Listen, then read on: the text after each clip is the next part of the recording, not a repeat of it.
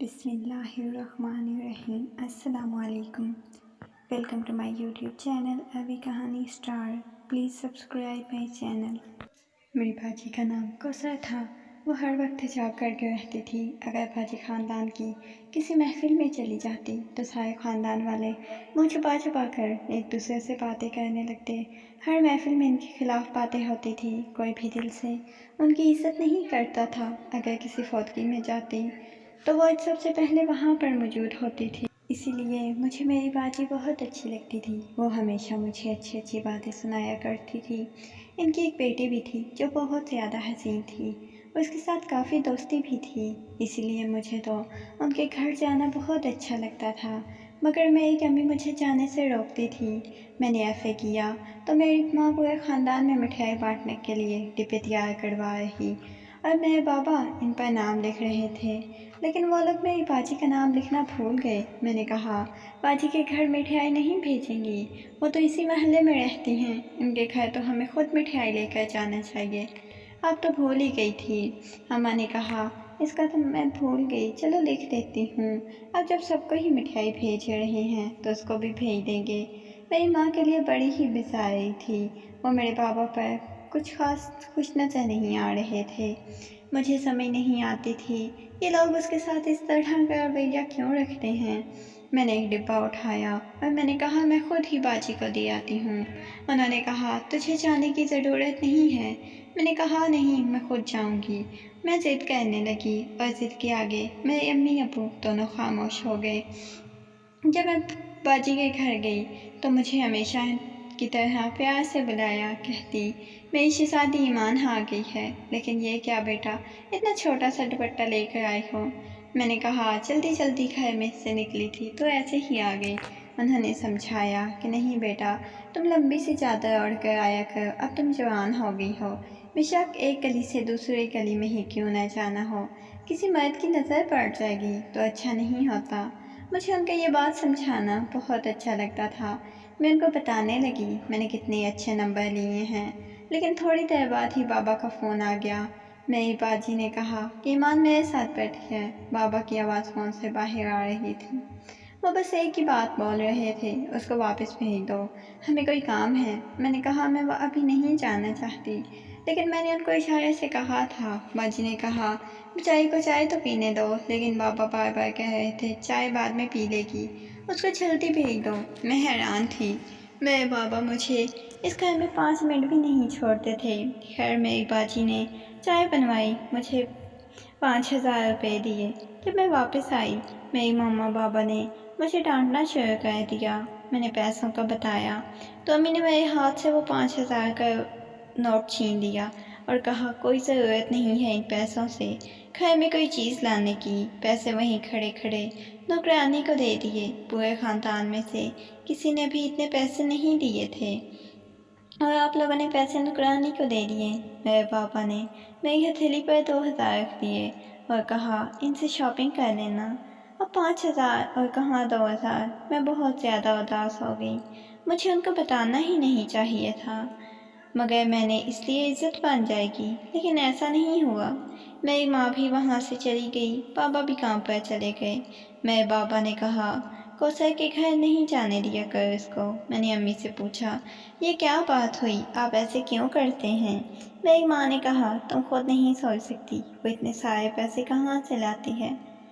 میں نے کہا کہ اس میں سوچنے والی کیا بات ہے، وہ سرکاری اسکول کی ٹیچر ہے، اس کی پینشن آتی ہے، پھر مارکیٹ میں اپنی دکانیں بھی ہیں جن کا کرایہ اچھا خاصا بنتا ہے، وہ بھی تو ہائے کے پاس ہی آتا ہے۔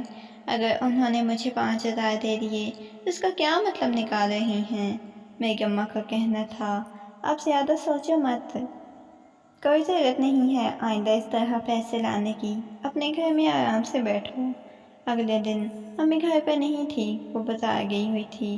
جب میرے گھر باجی آئی مجھے ایک شاپ پر پکڑا دیا۔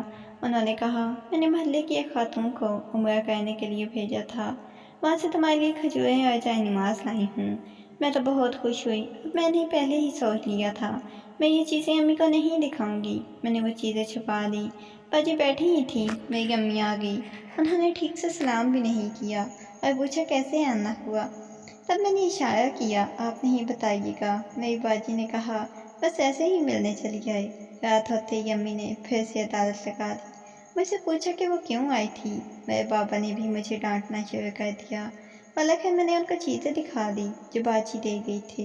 वो मुझे कहने लगे, आप लोग ये चीज़ें किसी को दे देंगे। मेरी अम्मी ने कहा, देखो अब ये इस वजह से हमसे झूठ बोलेगी, कल को धोखा देगी। परसों घर से अचानक मेरी अम्मी की ज़बान रुक गई थी। वो यही कहना चाहती थी, मैं घर से भाग जाऊंगी। ऐसी भी क्या बात हो गई थी। खैर, मेरे बाबा ने कहा, ये चीज़ें तुम रख लो, लेकिन आइंदा इस तरह झूठ नहीं बोलना हमसे, कोई बुरा नहीं होगा। बाजी की बेटी की मंगनी तय हो गई थी। मंगनी वाले दिन हम लोग वहाँ गए। मैंने तो अपनी कज़न से कहा, मैं आपको यही रुकना चाहती हूँ। उसने कहा, ठीक है। इसकी भी और कुछ रिश्तेदार आई हुई थी जो इसके बाबा के घर से थी। उन्होंने कहा, हम लोग सारे मिलकर खूब हंसी मजाक करेंगे। मैंने अपनी अम्मी से कहा, मैं आज की रात यहाँ पर रुक जाती हूँ, तो उन्होंने फ़ौरन से मना कर दिया। बाबा से कहा, कोई ज़रूरत नहीं। मैंने कहा, 2-3 घंटे बाद आ जाऊँगी, लेकिन बाबा ने मेरी बात नहीं सुनी और कहा, कोई ज़रूरत नहीं है, जितना तुम्हें कहा है इतना करो। मैं तो इनकी नफ़रत से तंग आ गई थी। तो 4 दिन इसी तरह गुजरे। तो बाजी एक दिन फिर से हमारे घर आई। वो मेरे लिए सूट लेकर आई थी। मेरी अम्मी ने कहा, ये किस खुशी में दे रही हो। बाजी कहने लगी, बस आ गई थी, बेटी के लिए भी सूट लिया तो ईमान के लिए भी ले लिया। मेरी अम्मी ने कहा, मेरी बेटी पर ज़्यादा खर्चा करने की ज़रूरत नहीं है। मेरी बाजी का कहना था, बेटियों के लिए तो इंसान अपने आप को भी बेचकर कुछ लेना पड़े तो इंसान ले लेता है। नहीं मानी इसकी बात पर कहा, खुद को बेचकर लोग वाकई बहुत कुछ ले लेते हैं। एकदम से बाजी के चेहरे से मुस्कुराहट उड़ गई, क्योंकि अम्मी ने नहायत ही तंज़िया बात की थी जिसकी मुझे समझ नहीं आई थी। अम्मी ने मेरी बाजी को इतना बड़ा ताना क्यों दिया था। इस बात पर बाजी ने कोई जवाब ना दिया और कहा, ईमान अब मैं चलती हूँ, तुम सूट सिलवा देना। कुछ दिन बाद मैंने अपनी बेटी के ससुराल वालों की दावत रखी है। उस दिन मैं तुम लोग को भी दावत पर बुलाऊंगी, तुम भी आ जाना। ईमान, तुम यही सूट पहन कर आना और अच्छे से तैयार होकर आना। मेरी माँ ने कहा, क्यों अच्छे से तैयार होकर आएगी, तुम अपनी बेटी को अच्छे से तैयार करना। मेरी माँ को मेरी बाजी की हर बात से मसला होता था।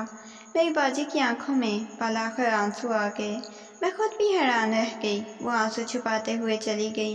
जब कोई रोता है तो सामने वाले को पता चल जाता है। कुछ लोग जानबूझकर भी नज़रअंदाज कर देते हैं, ये अलग बात है, लेकिन मुझे फ़ौरन पता चल गया था। वो इस घर से रोकर निकली थी। और अजीब बात ये थी, जितनी नफ़रत मेरी अम्मा को मेरी बाजी से थी, वो तो जायज़ न थी। लेकिन इस बात पे हैरान थी, मेरे बाबा मामा को मेरी बाजी से नफ़रत क्यों थी, इतनी बड़ी बेटी थी। रात को फिर अम्मी और बाबा आपस में कोई बात कर रहे थे। थोड़ी देर बाद बाबा ने बाजी को कॉल मिला दी। मेरे बाबा इनको कह रहे थे, देखो तुम अपनी हरकतों से बाज आ जाओ, मेरी बेटी के साथ ये सब कुछ ना करो। वो बहुत मासूम है, तुम्हारी असलियत नहीं जानती और तुमसे मोहब्बत करती है। कल को इसका दिल टूट गया तो क्या सोचेगी। बाबा इस तरह की बातें कर रहे थे। मेरी बाजी आखिर मेरे साथ क्या कर रही थी। मेरे पापा ने मज़ीद कहा, आइंदा तुम खुद इससे दूर रहना, अभी इसको सारी कहानी का पता नहीं है, लेकिन तुम्हें तो बुरी बात का पता है, वो हमें तंग करती है। मुझे इसका तुम्हारे घर आना, तुम्हारे साथ रहना बिल्कुल भी पसंद नहीं। आज मैं तुम्हें प्यार से समझा रहा हूँ, नहीं तो इसके बाद मुझे कोई और तरीका अपनाना पड़ेगा। मुझे बिल्कुल समझ नहीं आता ये क्या हो रहा है।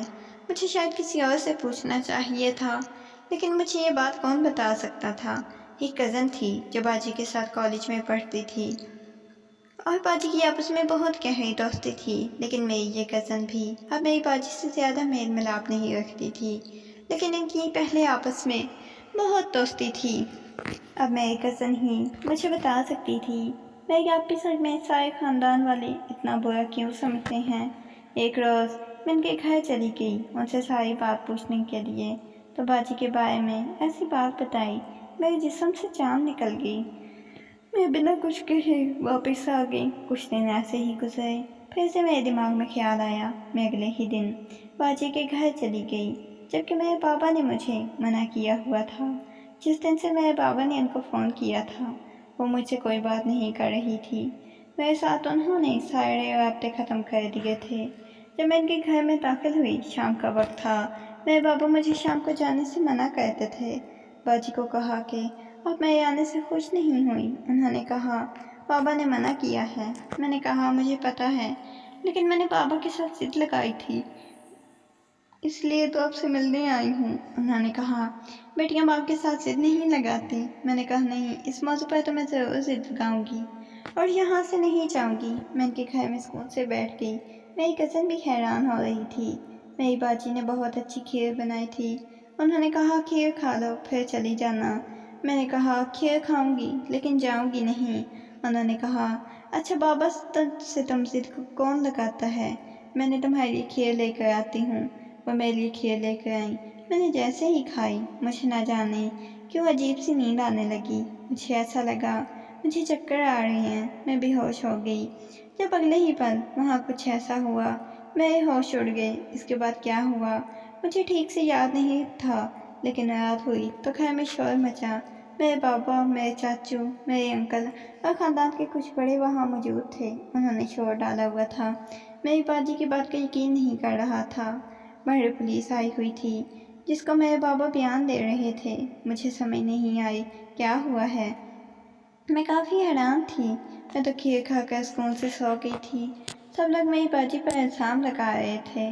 جب میں نے اپنے بابا کی زبان سے یہ لفظ سنا، تم نے میری بیٹی کو جان بوجھ کر بے ہوش کیا ہے کیونکہ تم میری بیٹی کو کسی کے ہاتھوں بیچنا چاہتی تھی، میں حیران رہ گئی۔ مجھے کچھ نہیں ہوا۔